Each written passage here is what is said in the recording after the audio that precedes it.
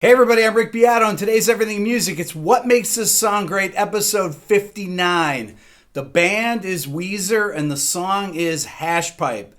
Coming up next.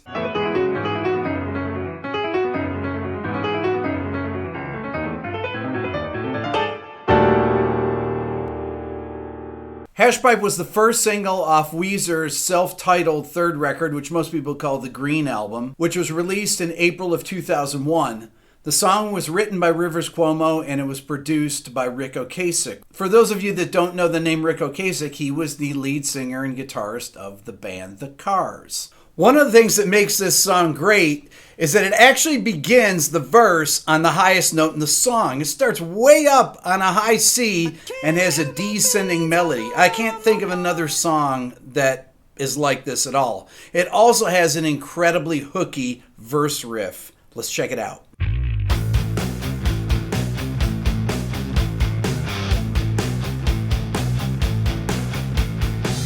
Okay, first of all, let's talk about that riff. So we're in standard tuning, which is really cool because it's so heavy, but we're in standard tuning. So it starts out here, right?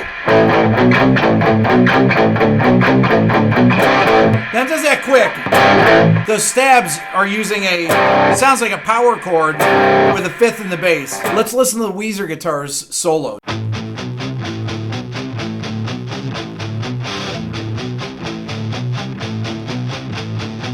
I also love the bass sound. It's a very aggressive amp tone. Let's listen to the bass solo in the beginning.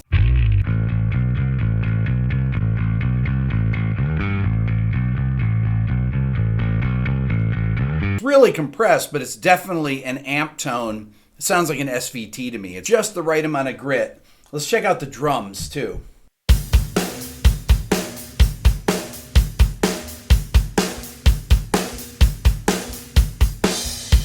I love the crash with the snare on 4 because the riff that happens just after, it's like dar now, crash now. Listen. Totally cool. Next, let me solo the vocals in the verse, and then we'll talk about the verse melody. I can't help my feelings, I go out of my mind. Who's best come to get me cause they like my behind. I deal up my business if I can get a trick. Down on Santa Monica where tricks are for kids. Really compressed, a room sound on it, small room sound, but really well sung. Those falsetto notes are really fat in tone. He has a great falsetto. Let's talk about the melody note choices next.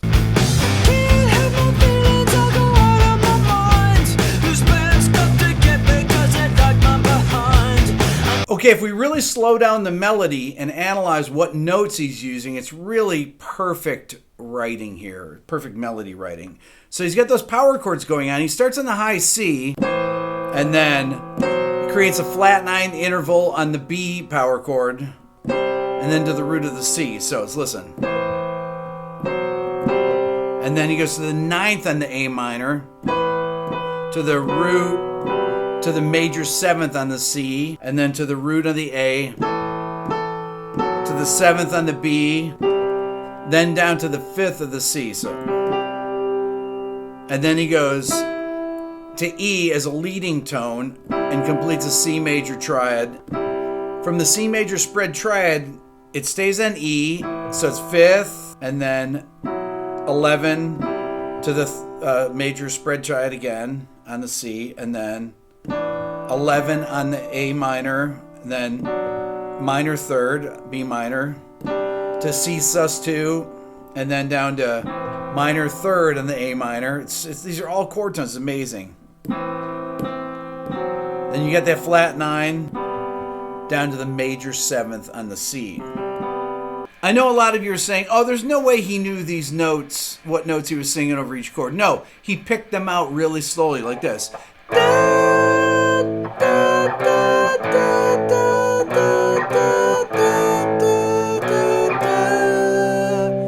And then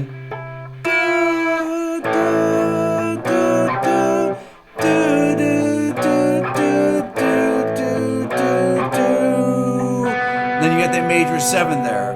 Okay, so you can really pick these things out easily, these notes, if you just take your time and find the right notes to go to. That's the whole key to great songwriting, is that you take your time and you go through a million permutations until you find just the right notes. Check out the drums in the pre-chorus here.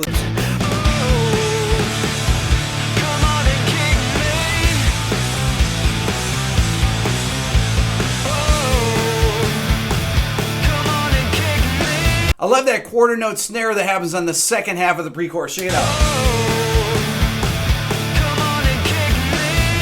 Woo! You may have noticed the change to the full stack halfway through the pre-chorus. I was using my orange overdrive with this T-drive pedal here, but I thought for that heavy part we needed to go with a full stack. So the pre-chorus goes to D major, which is the 4 chord. If you think of the verse being in A minor, so it's oh.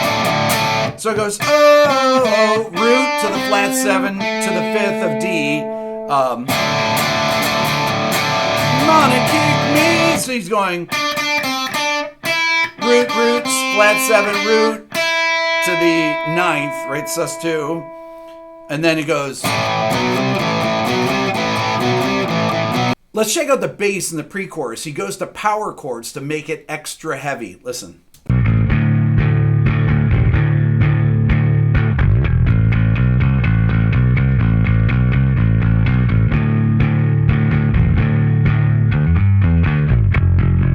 And then we're back to single notes on the downbeat of the chorus. To go with the bass playing chords, the guitars play the 5th in the bass as well to make it extra heavy, right? Or it could be open strings. I'm playing the open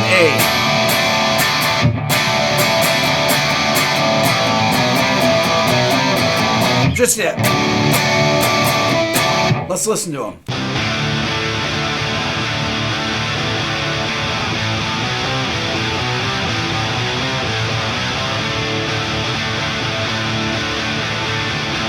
Let's check out the drums in the pre-chorus soloed. One thing you'll notice is that when he's riding in the crash, it's not all washy like it would be if they were heavily compressed. You don't want to heavily compress your rooms or overheads when the drummer's riding the crash.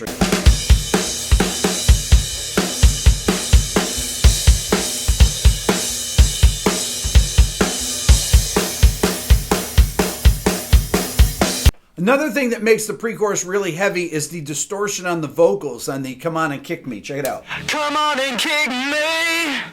Really, really heavy. They do it on the next line too. Oh, come on and kick me.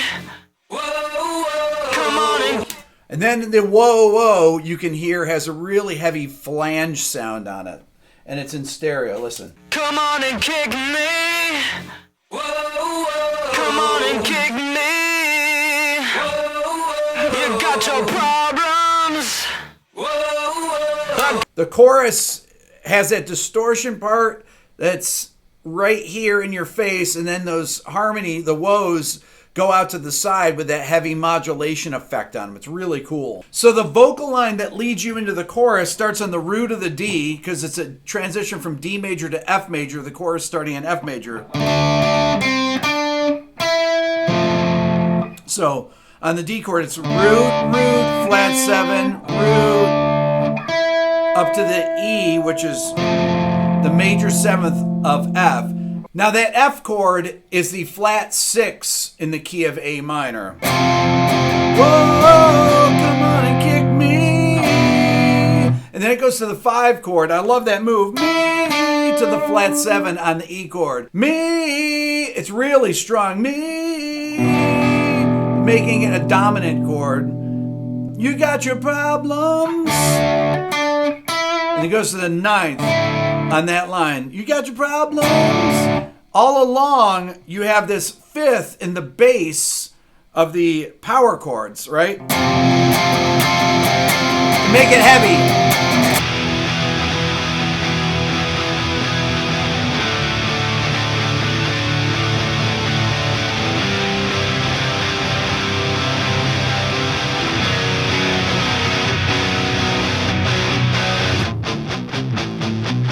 Okay, let's talk a little bit more about the melodic structure of the chorus. To me, this is actually very Nirvana influence, very Kurt Cobain influence, because of the way he's using the thirds in the melody in a couple spots and just the note choices that he has. So we got... So he starts on, come on and kick me, like I said, to the major 7 on the E, and then da, da, da, it's going from the 6 to the major 7 to the 6 of the F chord. And then the next line,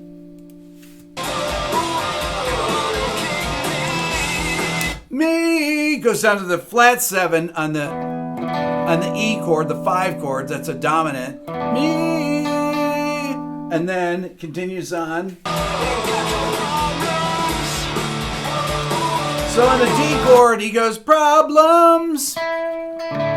He's hitting that sus2, which really makes it powerful.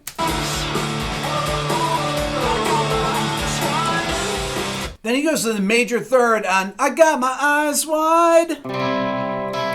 Right?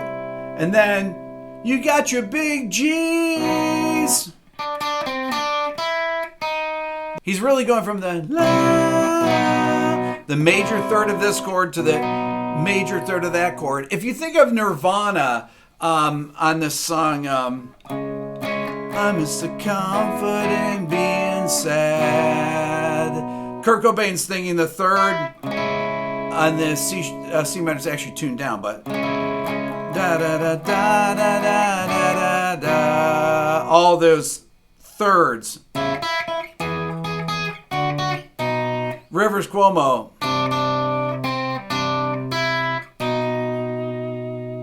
Let's listen to the transition from the C to B.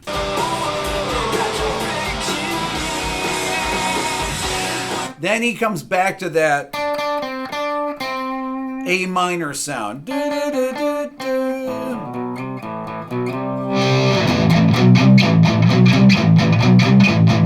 Let's check out the bass and drums on the chorus. They're really cool. Listen.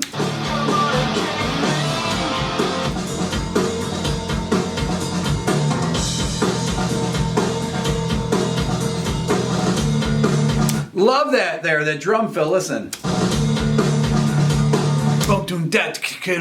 Really, really great. And you notice in the bass, we got the chords again, right? F, low E, but here, power chord.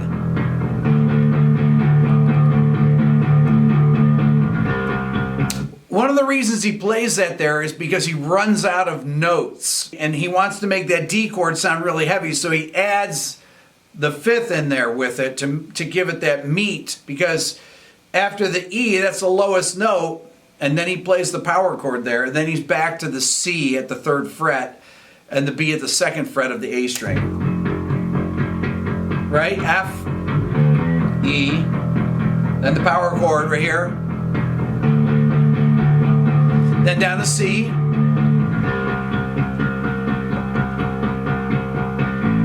then fill. Has a little bit of that Beatles, Paul McCartney up the octave there. That always makes the chorus jump right there. You'll notice it when I put the band in, when the bass goes up the octave.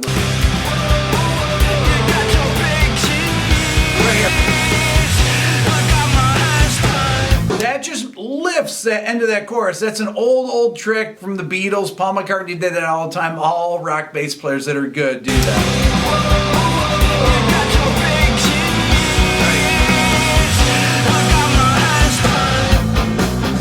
Another part of the song that is really cool is the little transition part before the guitar solo. They actually edited it out of the single mix, but it's in the album track. Check it out. Right here.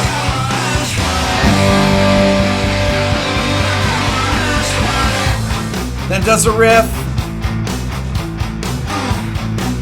And then into the solo. 2, 3, 4. So that little G sus interlude goes between the 3rd and 4th.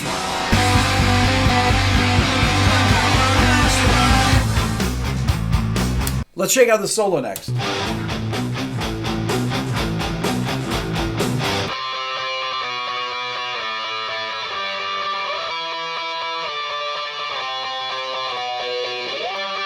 You notice there's a wah going on the guitar. They're kind of doing different things with a wah.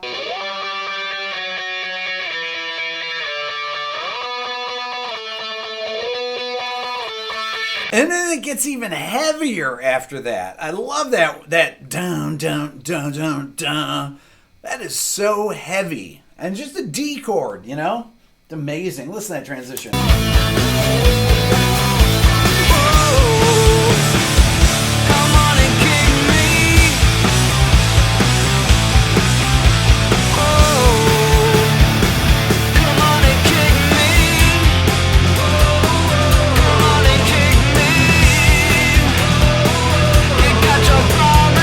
The song goes out on the riff. There's some really cool little vocal grunts that Rivers Cuomo does that are really intense. Check it out.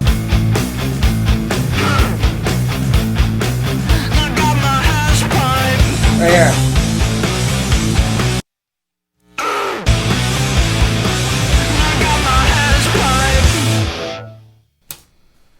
That's all for now. Please subscribe here to my Everything Music YouTube channel. If you're interested in the Beato book, go to my website at www.rickbeato.com.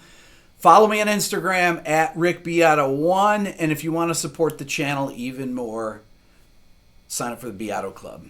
Thanks for watching.